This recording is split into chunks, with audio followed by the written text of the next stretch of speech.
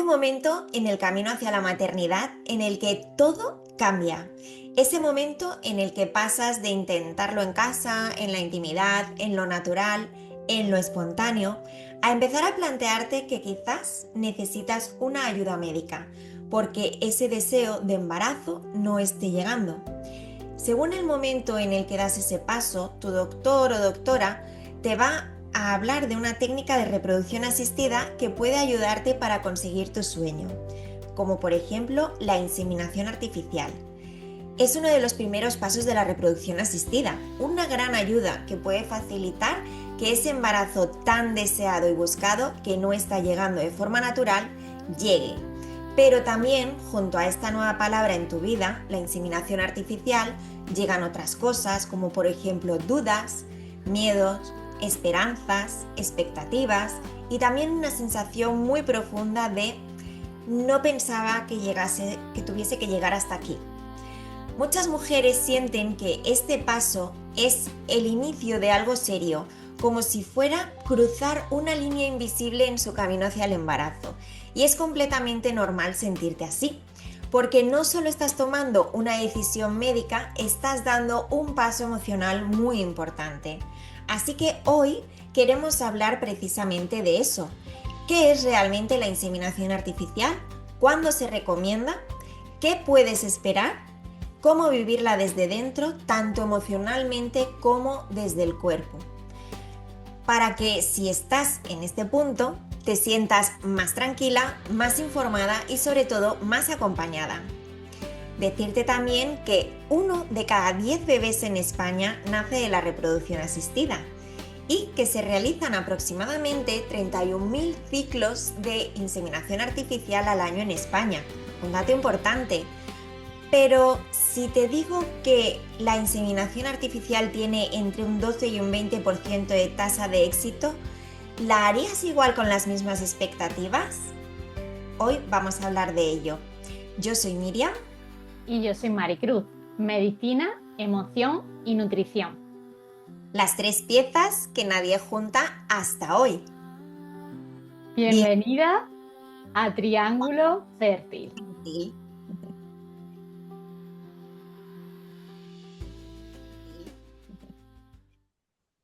Bueno, bienvenidas al 8º episodio de Triángulo Fértil. Maricruz, ¿cómo estás? Bienvenida una semana más a nuestra aventura con nuestro video podcast Triángulo Fértil. ¿Qué tal? Buenas, Miriam. Pues un placer estar aquí juntas una semana más, con muchas ganas de hablar de este tema porque es algo de lo que se habla muy poco y que, sin embargo, muchas mujeres están viviendo ahora mismo. Y creo que hay cosas que necesitan ser escuchadas, que no van a encontrarse en ninguna consulta médica. Pues sí, la verdad. Y qué bien, Maricruz, es que además hoy traemos un tema pues que muy poco se habla en las redes y muchas de nuestras oyentes preguntan por ello. Y la inseminación artificial, vamos a poder entrar al tema y desglosarlo desde los 3 ámbitos de nuestro triángulo fértil: medicina, emoción, nutrición.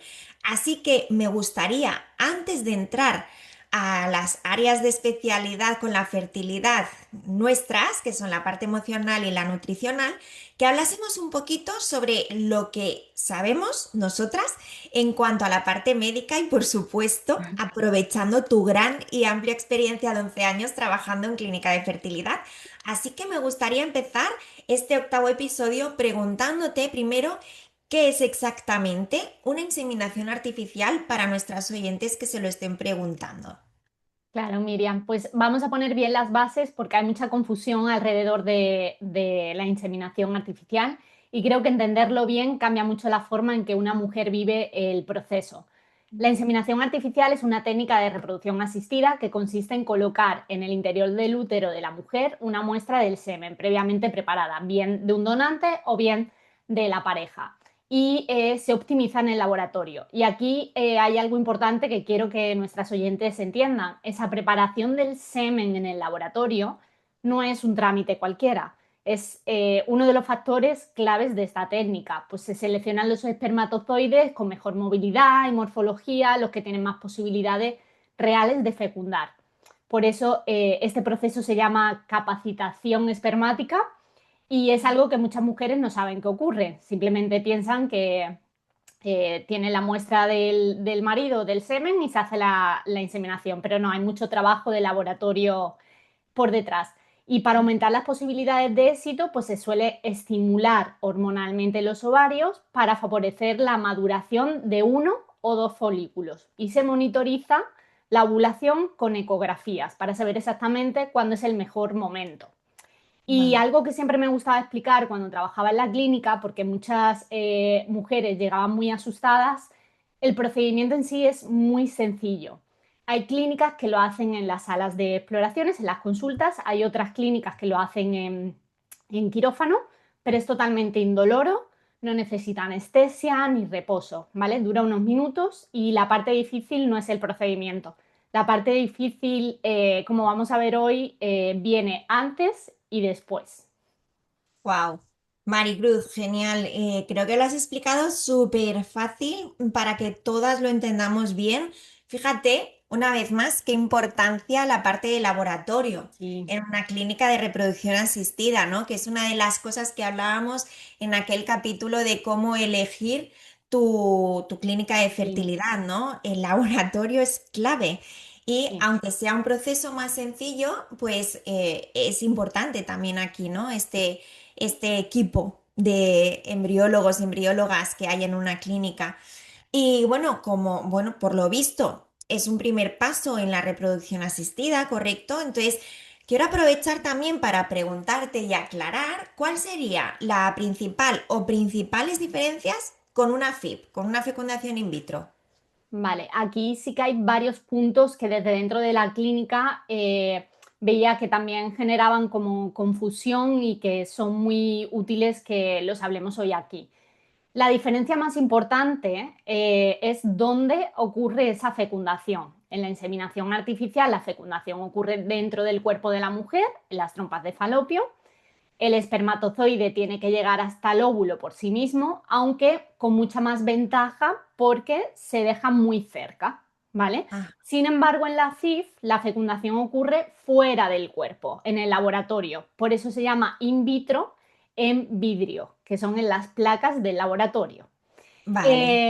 Bueno, las tasas de éxito son muy diferentes, depende de la clínica, depende de, como hablábamos en el capítulo anterior, de esa búsqueda de la clínica, depende muchísimo de la clínica y de lo que tengan publicado, pero a grosso modo, ¿vale? En una inseminación artificial estamos hablando de en torno a un 14 a un 20%, ¿vale? De tasa de éxito por ciclo, porque Vale. luego en la inseminación normalmente se habla de tasa acumulativa, ¿vale? Porque cuantas más inseminaciones te hagas, la tasa acumulativa es mucho más alta, ¿vale? Mm, Y en una FIF podemos hablar en torno a un 40 y un 73.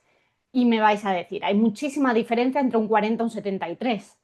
Eh, Hablo de por transferencia y depende mucho de la edad, de la clínica, de la técnica, de si tienen algún problema pues, de síndrome de ovario poliquístico, algún cariotipo alterado. Por eso es tan amplia esa tasa, hay tanta diferencia, ¿vale? Entre el 40 al 73 aprox.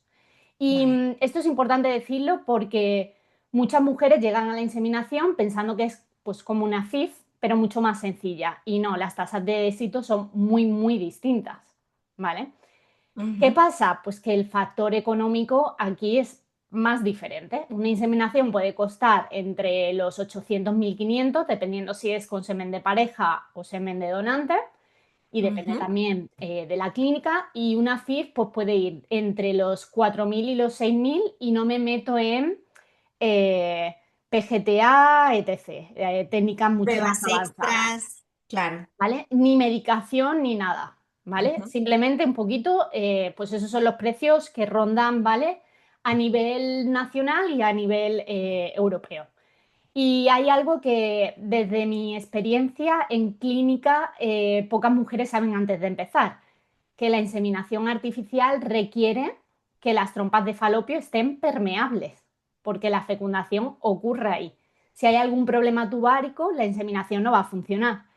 Por Vale. eso, casi siempre, aunque depende mucho de tu historial médico, ¿vale? en algunas ocasiones se hace una esterosalpingografía, ¿vale? Que es la prueba que comprueba que las trompas están abiertas y que no hay ningún problema. Y esto es Ujú. importante saberlo, porque a veces las mujeres hacen una o dos inseminaciones sin resultado y nadie les explica que quizás el problema estaba ahí desde el principio, ¿vale? Pero como este tema es un poquito más médico, depende mucho Ujú. también de tu historial médico, de cuántas inseminaciones previas has tenido, de si tienes síndrome de ovario poliquístico, edad, etc. ¿Vale? Entonces, a grosso modo, esa es la diferencia entre una FIV y una inseminación. Vale, bueno, la verdad es que Maricruz, ¿cómo se nota que has Lo he estado intentado. tanto tiempo en la parte médica, compartiendo con tantas pacientes de repro asistida en tu día a día? Es que claro, 11 años son 11 años, se nota Dan que lo para tienes mucho, muy... sí. Y me La encanta parte médica, claro, poder yo como... claro, me encanta poder dar Dime, dime. ese aporte aquí, que al final tenemos Claro. emoción, tenemos nutrición, pero esa parte clínica también es importante, por supuesto. No somos médicos, pero es a cierto, ¿no? A grosso modo tenemos esa información que también viene bien darla aquí en este episodio. Por supuesto que sí, Maricruz. Al final nuestro objetivo es comunicar y poder aportar lo máximo de información a nuestras oyentes, porque la información da tranquilidad, sobre todo en estos procesos.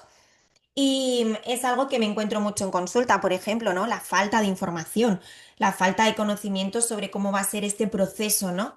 Y bueno, yo desde la parte de paciente, pues puedo explicar un poco, mi recorrido con las reproducciones asistidas, estas pruebas como la histerosalpingografía que me han hecho también, etcétera. Pero es verdad que yo no he pasado nunca por la inseminación artificial, así que directamente ya me fui a FIP, aunque mis trompas estaban perfectas, perfectamente permeables, pero nada, yo ya por mi edad pasé directamente a FIP. Pero claro, creo que es que la inseminación artificial, bueno, no es que lo crea, lo sé y lo he confirmado investigando también y por lo que me han explicado los médicos, ¿no? Pues que la inseminación artificial es este primer paso de la reproasistida, ¿no? Que está más indicado pues para casos de mujeres jóvenes que tengan una buena reserva ovárica, que tengan, como tú bien dices, las trompas totalmente permeables, ya que al final todo esto es necesario para que ese espermatozoide haga su recorrido, a diferencia de la FIV, ¿no? Y que pueda fecundar. Entonces, bueno, por otra parte, es una técnica también muy utilizada por parejas de mujeres o mujeres que desean la maternidad en solitario. Sí. Suele estar indicado para mujeres también menores de 35 o 37 años como máximo. Si no, ya empieza aquí, pues como decimos siempre, ¿no? A partir de los 35, 36, depende del caso, ¿vale? Cada caso es diferente, pero empieza a bajar la calidad ovocitaria, entonces ya entonces es cuando tenderíamos más al siguiente paso, que sería una FIV, ¿no? Como me pasó a mí, por ejemplo. Y Maricruz, como experta en nutrición y fertilidad, ¿qué papel juega la nutrición entonces en esta fase? Yo te quiero preguntar si es relevante o es algo que se suele dejar solo ya para cuando empiezas a prepararte para una FIV. Pues esta pregunta es muy interesante porque la percepción más extendida es que la nutrición, pues ya la trabajaré si tengo que hacer un FIF. La insemina no es importante. Como si la inseminación fuera pues algo menor que no necesita preparación.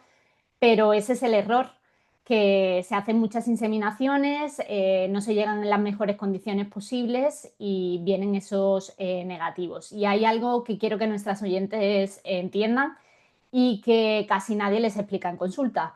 En una inseminación artificial, el óvulo no se extrae del cuerpo, la fecundación ocurre dentro, lo que significa pues, que la calidad de ese óvulo depende completamente del estado nutricional de esa mujer en ese momento y la calidad ovocitaria eh, no se puede mejorar de aquí a 2 semanas, se construye en esos 90 días previos a la ovulación.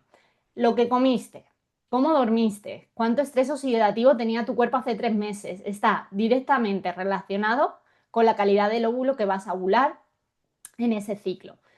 Esto es algo pues, que casi nadie te cuenta cuando te proponen una inseminación y para mí es totalmente fundamental. Y hay algo que tampoco se habla casi nunca y que en una inseminación es especialmente relevante, y es la inflamación intestinal y su impacto en la receptividad endometrial. Pues cuando el intestino está inflamado, ya sea por intolerancias no diagnosticadas, por disbiosis, por una microbiota desequilibrada, esa inflamación no está solo en el intestino, ¿vale? Se convierte en una inflamación sistémica que viaja por todo en nuestro cuerpo y llega a ese útero y llega a esas trompas. Y en un endometrio con un entorno inflamatorio, no es un endometrio receptivo y por más que lo intentemos, no va a implantar. Vaya. Y para mí lo más importante es que muchas mujeres pues tienen esa inflamación intestinal y no lo Mm, saben. Como mm, no duele, no tienen síntomas y no hay señales, pues nada. Pero no hay señales, depende, porque mm. tienen hinchazón frecuente después de comer, tienen digestiones lentas, tienen gases, tienen pues alternancia entre estreñimiento y no, tienen una piel con rosácea. Todo eso son síntomas o signos que nuestro cuerpo dice, ojo, aquí pasa algo, ¿vale? Y hay que tenerlas en cuenta. Me lo he encontrado, Maricruz, en consulta este tema de normalizar estos síntomas. Sí. Y yo les he recomendado a mis clientas que trabajan la parte emocional que se miren todos estos síntomas porque los normalizamos y al final no, ¿no? Sí, Y es por y algo. también, pues eso, hay que trabajar esa microbiota desde el principio. Alimentos fermentados, pues naturales como el yogur natural, el kefir, el chucrut, la fibra tan importante y reducir esos alimentos pues que alteran esa mucosa intestinal. También hablaría de otro factor que tampoco se habla casi nunca, ¿Mm? y es el moco cervical, que aquí es muy importante, ¿vale? Aunque el semen se deposita en el útero, pues en el entorno de ese cuello uterino influye enormemente si esos espermatozoides van a sobrevivir y van a llegar a ese destino, a ese óvulo. Claro. El moco cervical actúa como medio de transporte, ¿vale? Y un moco cervical espeso o con un pH alterado, pues puede dificultar ese proceso de la calidad del semen.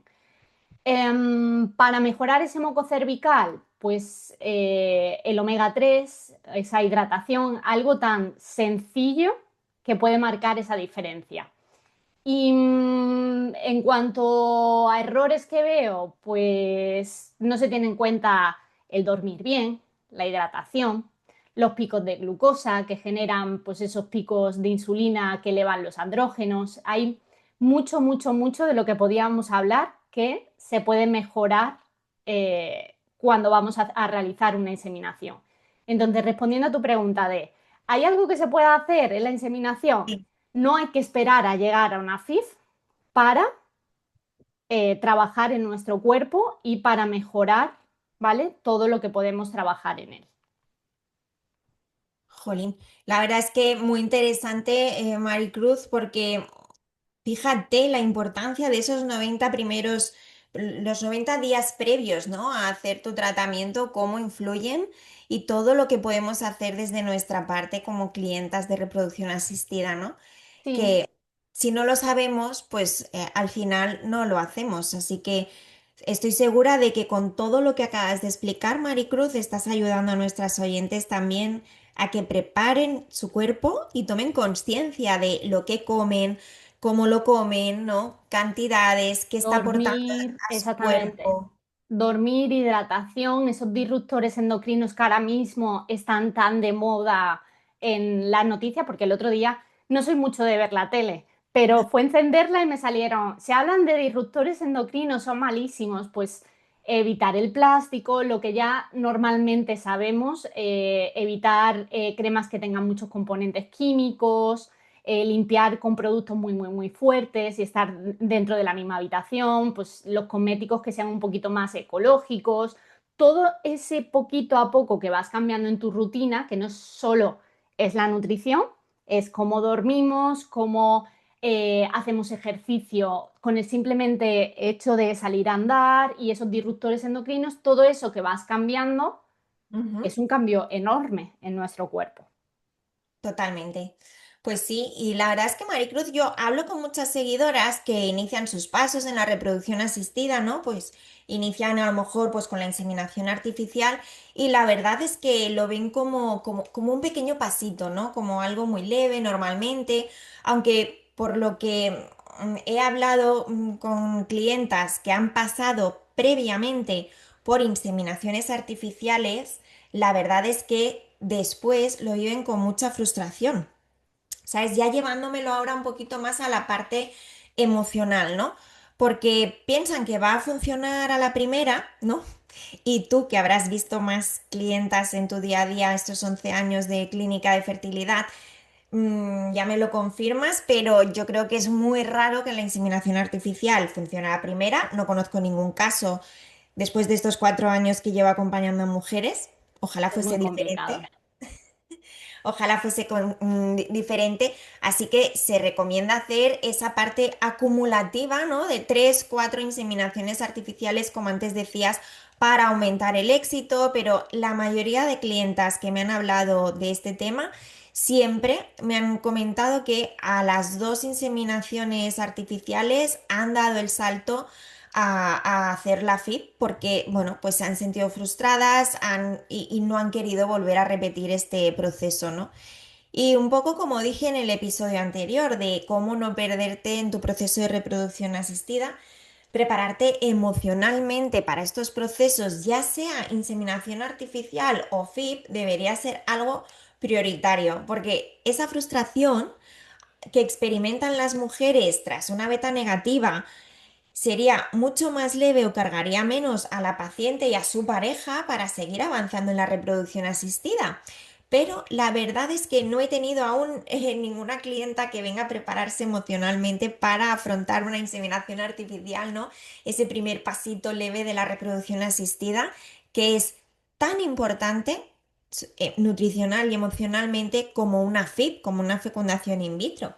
¿Qué piensas tú, Te Maricruz? entiendo, porque yo tampoco. O sea, ya vienen con varias FIF hechas. Ayer justo me sentía un poquito triste porque, claro, tengo pacientes que vienen de tratamientos, de haber tenido 6 o 7 transferencias de ovodonación, de 6 o 7 transferencias de FIF, y al final, por mucho que mejores esa parte emocional y esa parte nutricional, que bueno, estoy feliz de que ellas me digan que les he cambiado su día a día porque se sienten mejor, pero es verdad que te quedas con esa espinita de podíamos haber hecho muchísimos más cambios o haber encontrado esa beta positiva mucho antes de lo esperado, si hubieras venido antes. Entonces, te entiendo porque hay que prepararse mucho más allá de la parte médica y espero que poco a poco las mujeres vayan cogiendo esa prioridad de cuidar su cuerpo, cuidar su mente y teniendo esa prioridad para afrontar este tratamiento de inseminación mejor. Y para esto, Miriam, quería preguntarte, ¿es muy diferente emocionalmente a otros tratamientos como sería una FIF y una ovodonación a nivel emocional? Pues qué interesante, Maricruz, esto que me preguntas, porque mira, fíjate, efectivamente, aunque sea un primer paso en la reproducción asistida, la inseminación artificial, como comentábamos, y sea a nivel médico, a nivel clínico, un proceso más leve, ¿vale? Y un poquito más corto, ¿no? Que una inseminación artificial o una ovodonación, etcétera.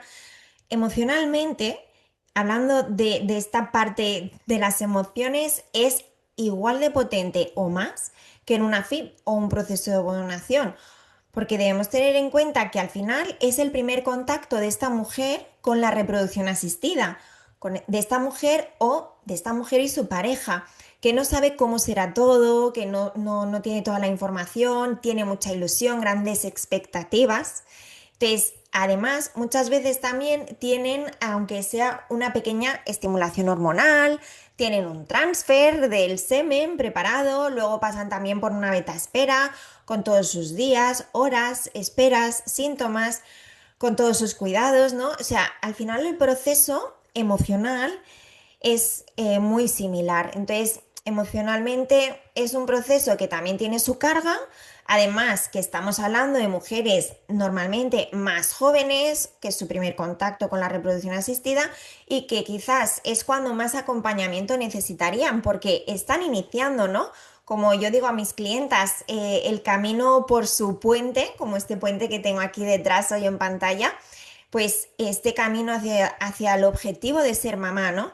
Si vas sanado hasta la otra orilla, que es donde a lo mejor está tu objetivo de ser mamá, esa búsqueda de embarazo natural es diferente, pero si coges el puente tiene un peaje y es este peaje económico y emocional que atravesamos todas las pacientes de reproducción asistida, que te va a llevar al mismo, perdón, objetivo de ser mamá, pero a veces es más duro de recorrer, ¿no? Y bueno, eso es la reproducción asistida, un puente que nos lleva al objetivo de ser mamás con un peaje muy alto a nivel económico, pero también muy alto a nivel emocional.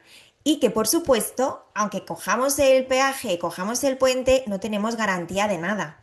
Entonces, vamos a toda una aventura para la cual hay que estar preparada emocionalmente, ya sea para una inseminación artificial, para una FIP o una ovodonación. Igual que te preparas para irte a un viaje, tu mochila, tu equipaje, tu ropa, tu spray antimosquitos si te vas a la selva, ¿no? Etcétera. Esa preparación, ¿por qué la hacemos para otras áreas de nuestra vida y no para algo tan importante como esto, ¿no? No es la costumbre. Así que en definitiva, prepararte emocionalmente me refiero a identificar tus miedos, a saber cómo gestionarlos, a concienciarte de tus fortalezas, a aprovecharlas para atravesar este puente, desarrollar nuevas fortalezas que quizás no tenías hasta ahora, nuevas habilidades, controlar tu ansiedad provocada por cada fase de este tratamiento, pues ya sea en la estimulación, la punción, etcétera, y sobre todo, fortalecerte a ti como mujer completa que ya eres, aunque estés haciendo reproducción asistida, ¿vale? Y no como mujer en búsqueda de embarazo, no, tú ya eres una mujer completa, tú ya tienes una vida y como mujer completa estás recorriendo ese puente, así que vamos a hacerlo con fuerza. Y bueno, pues la inseminación artificial es solo un paso, no un fracaso si no funciona, solo un paso. Dejemos ahí la Sí, y inseminación artificial. qué complicado es, ¿no? Al final la reproducción asistida no te da una garantía, ¿vale? Ujú. Te lanzas y es verdad que puede venir a la primera, puede venir a la segunda, o puedes estar años y años intentándolo y no llegar. Entonces, para mí es súper importante estar preparada para todo lo que pueda llegar. El otro día justo tengo una paciente con TDA y me decía es que yo necesito saber una fecha exacta de cuándo me voy a quedar y tiene ansiedad por ello, porque no en ninguna clínica nadie te Ya. puede decir te vas a quedar en este ciclo o te quedan 3 meses para quedarte, es imposible. Entonces, para mí esto es, tienes que ser muy fuerte, tienes que estar Mm. preparada para todo lo que va a llegar de manera mental, de manera física y al, pues al final depende mucho del tratamiento, de la clínica y de todo lo que conlleve tu historial médico y tu caso en concreto. Mm. Totalmente, Maricruz. Al final, lo que estás diciendo, ¿no? Estás hablando de esta paciente que tiene TDA, y es que en consulta lo explico muchas veces, ¿no? Que cada una de nosotras atravesamos nuestro puente. Entonces, no podemos compararnos, ¿vale? Porque cada una tenemos, fíjate, pues nuestro punto de partida y nuestra forma de recorrerlo. Y por eso, pues lo que vive otra amiga en su proceso de reproducción asistida, pues no tiene nada que ver con mi puente o con el de otra mujer que esté recorriendo la reproducción asistida, ¿no? Igual, pues no todas iniciamos nuestro camino en la inseminación artificial, por ejemplo, ¿no? Así que al final son tratamientos personalizados, aunque a nivel médico tengan obviamente sus protocolos, pero a nivel emocional, a nivel nutricional, son muy personalizados. Y Maricruz, hablando de esto, una mujer que esté valorando una inseminación artificial a día de hoy, ¿qué le dirías? ¿Qué debería tener en cuenta antes de decidir y qué puede hacer desde la parte nutricional. Yo le diría que si elige ese camino, lo elija sin mirar atrás. O sea, es el camino, hay que mirar hacia adelante y no decir, ay, ¿debería de haber hecho una FIFA antes que una inseminación? No, es el camino que has decidido y hay que luchar y ver cómo se va desarrollando ese camino, ¿vale? Ujú. No mirar nunca atrás. Para mí eso es lo que le digo a todas mis pacientes. Si has decidido tomar ese camino, lucha, adelante. No hay un easy, que no quede el easy. Y ahí viene el, ¿y si me hubiera cuidado mejor a nivel nutricional? Ese easy tiene que venir mucho antes de empezar ese camino, Ujú. no durante o cuando ya ha pasado varias transferencias. Por eso para mí quiero deciros a todas que hay que cuidar ese cuerpo antes de empezar el camino, no durante ni cuando ya lleváis varias transferencias realizadas, porque me da pena el encontrarme con pacientes que han tenido 2 o 3 transferencias y que al final tenían una disbiosis o tenían una microbiota alterada o tenían una celiaquía que no sabían, que en tu caso, mejor que nadie, lo sabes. Totalmente. Entonces, para mí es importante, o una TSH alterada, un hipotiroidismo, hay millones de condiciones que estarían bien trabajarlas antes de esos tratamientos y yo no hablo de perder el tiempo porque no han perdido el tiempo, han hecho muchas analíticas, muchos test, pero se han dejado una de las piezas más importantes que es tu cuerpo. Y a nivel nutricional hay que nutrirnos, hay que bajar toda esa inflamación y empezar ese tratamiento de la mejor manera posible, con todas las piezas del puzzle, porque al final yo es algo que le digo a mis pacientes. Yo no tengo una varita mágica y con esto te vas a quedar embarazada. Ojalá, Ujú. ojalá cada paciente que empieza nutrición pudiera quedarse embarazada, pero hay tantas piezas que están dentro de esto, el embrión de qué calidad sea, en una inseminación, cualquier cosa, que haya una permeabilidad de esas trompas, que los ovocitos sean de buena calidad. Hay muchas piezas que forman parte de este puzzle. Y Mm. yo puedo aportar mi pieza, Miriam puede aportar su pieza y todas en conjunto montan ese puzzle. Si falta una pieza, el puzzle entero no está montado. Entonces, para mí es importante y es lo que quiero recargar aquí, no lo dejéis para mientras o después. Hay que trabajarlo desde el inicio. Totalmente, Maricruz, porque el tiempo al final es importante en la reproducción asistida. Y bueno, pues yo pienso que prepararse emocionalmente para ello. Quiero aclarar aquí en este punto que no es pensar en positivo, estar Ay, súper no. happy, hacer creencias de todo va a ir bien, manifiesto tal. No, al final es ser muy realista, entender realmente lo que estás viviendo y darte permiso para sentirlo, porque si no vas a estar enmascarando algo que no te va a ayudar. Entonces, en un proceso así es normal que aparezcan diferentes tipos de emociones, sentimientos, ilusión, miedo, dudas, etcétera. A veces te comparas con otras mujeres, pensamientos del tipo, ¿y si no funciona, qué, no? Pues lo primero para mí es ser consciente de que esto va a pasar, de que estas emociones van a venir, ¿no? Y dejar de pelearte con ellas, que puedas tú gestionarlas. No se trata tanto de hacer más cosas, yo diría que es más el cómo te estás acompañando tú misma durante este proceso. Y te lo digo como experta, como paciente experta en reproducción asistida, que he hecho bastantes en estos 6 años y son puntos importantes. Así Pues que me gustaría dejar aquí 4 tips de emocionales para nuestras oyentes por si les puede ayudar si están en estos puntos. En este punto de iniciarse con una inseminación artificial, por ejemplo, pues primero que bajen las expectativas irreales. Porque a veces pensamos que ya está, estoy empezando reproducción asistida, esto va a ser maravilloso, va a salir bien al 100% a la primera.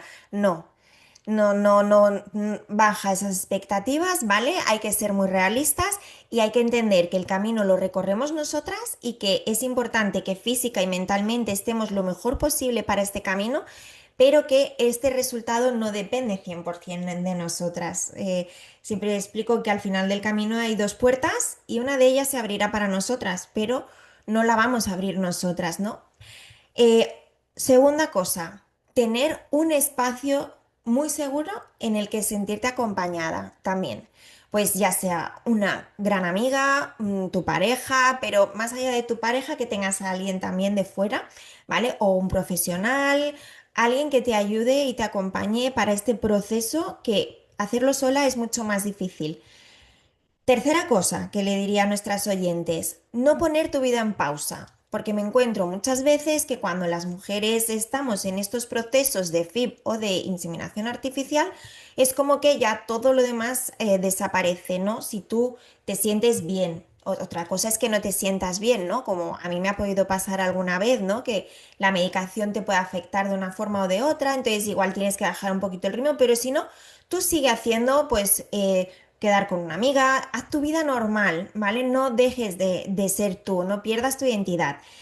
Y por supuesto, aprender a gestionar tus pensamientos. Y esto es lo más importante, porque con esto no te estoy diciendo aprende a pensar en positivo, pero se trata de creerte, o sea, de no creerte todo lo que tu mente te dice.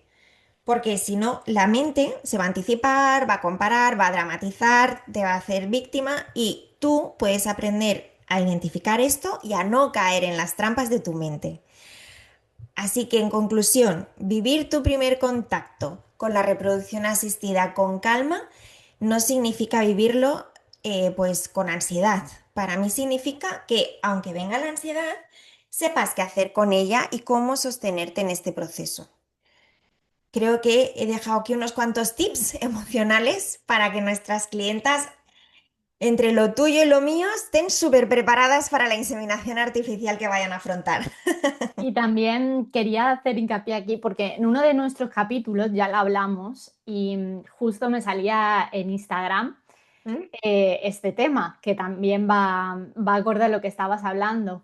Estar tranquila no significa eh, normalizar el que alguien te diga relájate porque ya te quedarás embarazada.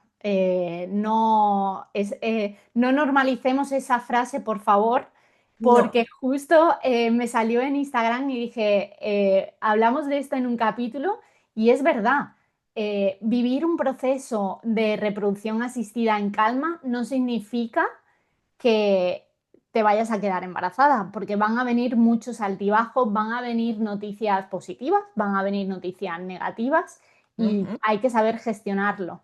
El ya llegará si te relajas en reproducción asistida no tiene cabida.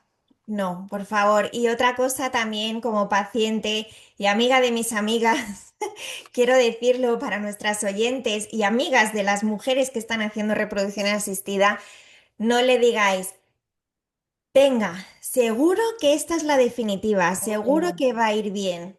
Ni las clínicas te dicen seguro.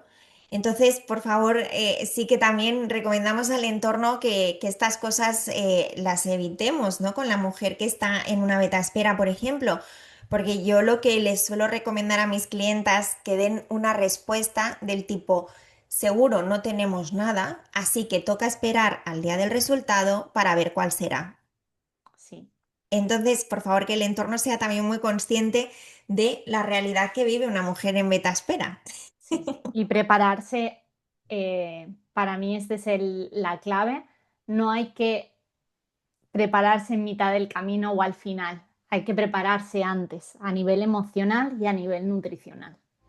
Y con esto te quería dar las gracias, Miriam, de verdad, y también a todas nuestras oyentes que nos vais escribiendo también por privado, porque sois nuestro motor para seguir comunicando sobre la reproducción asistida y esta parte nutricional y emocional que a veces se queda un poquito a la deriva. Y si estás en este punto, si te han propuesto una inseminación artificial o estás pensando si dar ese paso, queremos decirte algo muy importante, y es que no estás sola, no estás fallando, y esto no significa que tu camino sea peor, simplemente pues que es diferente al que tenías en mente. Y la inseminación artificial no es solo un tratamiento, es una etapa en este proceso. Y como todas las etapas, pues puede ser más fácil y más llevadera cuando tienes información, herramientas y sobre todo acompañamiento. Aquí estamos para eso y bueno, Miriam, damos nuestro Instagram para que nos puedan seguir y tener un poquito más de información sobre la parte emocional en tu caso y la parte nutricional en la mía. Perfecto, Maricruz, claro. Nos pueden encontrar, bueno, en mi caso pueden encontrarme las oyentes en mi canal de Instagram, Antes del Embarazo, ¿vale? Lo pueden escribir todo junto, @antes del embarazo, lo tendréis aquí abajo en el vídeo. Y allí pues comparto tips. Ahora estoy haciendo directos semanales también, resolviendo dudas y preguntas para todas las que quieran aprovechar ese ratito. Normalmente los jueves a las 9 de la noche se pueden conectar y preguntar todo lo que necesiten de forma gratuita, así que... Y a mí me podéis encontrar en @defemcode _es, y también hablo sobre todo de la microbiota y de esas vitaminas y cositas que no se hablan en consulta y que sí afectan a la reproducción asistida. Y bueno, Miriam, nos vemos en el siguiente episodio de Triángulo Fértil, en el que hablaremos en profundidad de la FIV, que es el siguiente paso a la inseminación artificial. Medicina, emoción y nutrición. Las 3 piezas que nadie junta Hasta hoy.